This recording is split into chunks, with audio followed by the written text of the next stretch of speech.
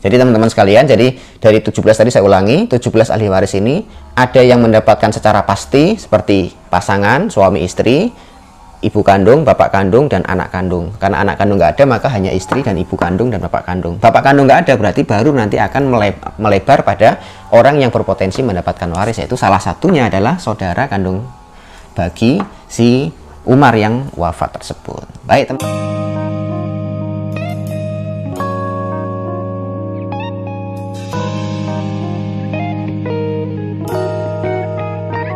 Bismillahirrahmanirrahim. Assalamualaikum warahmatullahi wabarakatuh. Alhamdulillahirabbil alamin, hamdan wa syukranillah. Teman-teman sekalian yang dirahmati Allah, pada video kali ini kita masih akan melanjutkan tentang pertanyaan kalau ada orang meninggal dunia atau wafat dan dia tidak memiliki anak kandung, akan dibawa kemanakah harta waris yang dimiliki oleh orang yang meninggal tadi itu. Tadi sudah kita bahas bahwa ada 17 ahli waris. Di antara mereka ada yang pasti mendapatkan dan di antara mereka ada yang berpotensi mendapatkan. Nah, berpotensi itu berarti yang kita maksud adalah kadang pada kasus tertentu orang ini bisa mendapatkan, pada kasus tertentu orang ini akan tertutup dan tidak mendapatkan waris. Kita akan membahas pada kasus Umar tadi.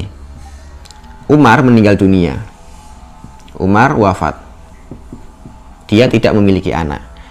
Ahli warisnya Umar adalah istri sah ketika masih hidup. Kemudian ibu kandungnya Umar, kemudian bapak kandungnya Umar, kemudian saudara laki-laki kandung Umar, saudara laki-laki kandung Umar, gitu ya.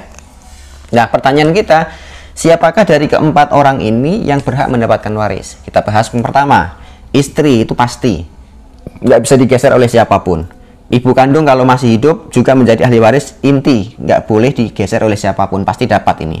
Kemudian bapak kandung juga pasti. Nah, ketika ahli waris ini sudah terdiri dari istri, ibu kandung, dan ada bapak kandung ini, maka saudara menjadi tertutup atau mahjub, gitu.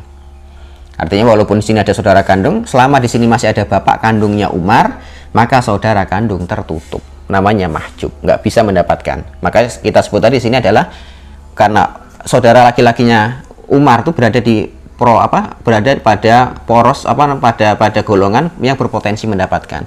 Artinya dalam kasus Umar meninggal dunia, punya istri, punya ibu, punya bapak kandung, punya saudara kandung. Nah, saudara kandung ini posisinya adalah berpotensi. Dalam kasus ini ternyata saudara kandungnya Umar tertutup gara-gara ada bapak, gitu. Oke, kita masuk pada contoh yang kedua.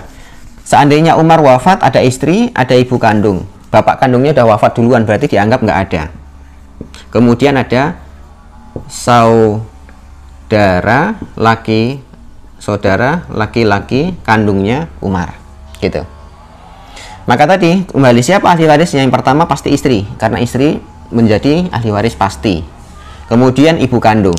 Nah, karena bapak sudah nggak ada, maka saudara kandung inilah yang akan mendapatkan waris. Jadi kalau istri tadi mendapatkan 1/4, ibu mendapatkan 1/3, dan saudara kandung mendapatkan sisa, atau dalam bahasa waris disebut asobah, gitu.